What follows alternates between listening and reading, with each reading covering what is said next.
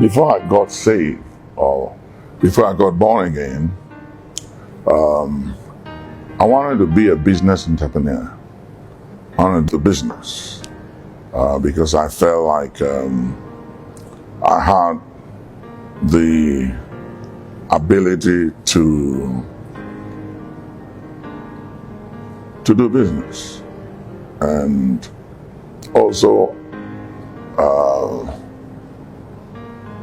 governance, leadership, with people call politics, but politics is about leadership and governance. And those were some of my passion and aspiration that drove me. Before I got saved, my dad, and after I got saved, I looked up to men like Archbishop in my grandfather in the faith, T.L. Osborne, Dr. Maurice Arello, people like Dr. Lester Summerall. These were my heroes. These were people that had great, what I would say, made deep impressions on my life when it comes to the things of God. I had a very difficult upbringing, and I'll say that what I am today, who I am today, is more of an act of God's grace and mercy, because I didn't live with both parents for a long time, where they would have had or made the necessary input into my life that would have allowed me to become what I am. Like Paul said, I am what I am by the grace of God. So when I look at my upbringing and the struggles, and how there was a time I lived with my mom, but most time I've been on my own. And then there was a time I lived with my dad. And those were not many years or long periods of time. A lot of breaks in between. But most of the time, I've been on my own. I've been a loner. And so, if you want to talk about who gets the credit for what I have become and for who I am, is an act of the grace of God. Sometimes people have said to me that, who taught me how to love deep as I do? And I think it has everything to do with the love of God that I have experienced personally over the years and the decades, that has taught me how to love the way I do.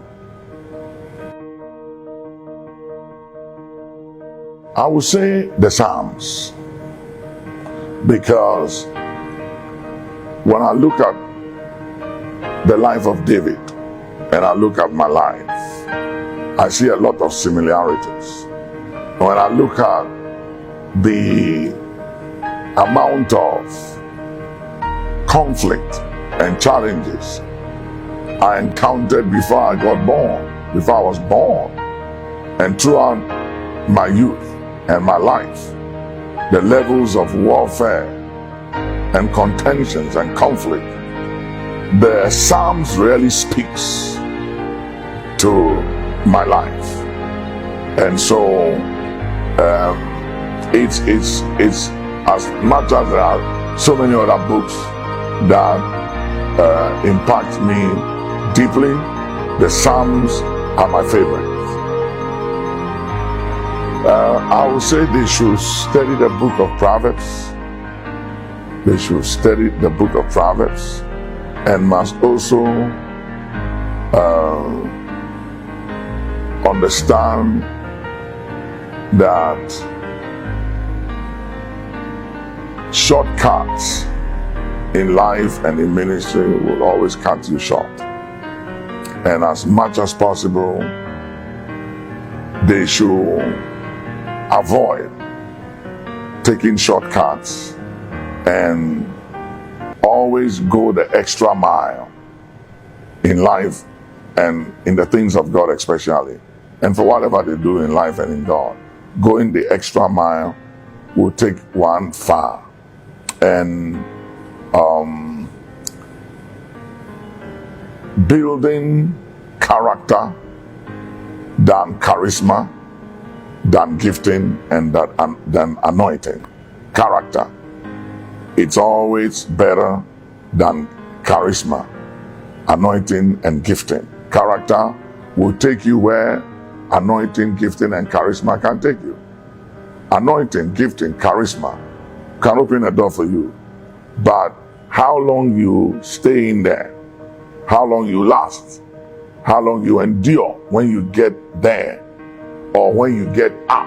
The Bible says a man gift maketh room for him. So your gift can make room for you. But it takes character to sustain you, and it takes character to keep you there.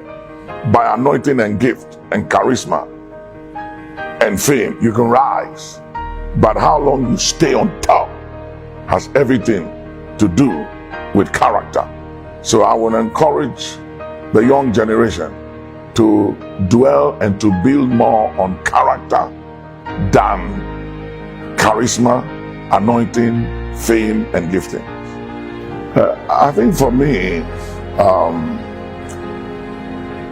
potential. I see potential in people before they even discover that they have potential. I see potential in people. And the other thing also is humility. When I see that the person has potential and the person also has humility in them, they honor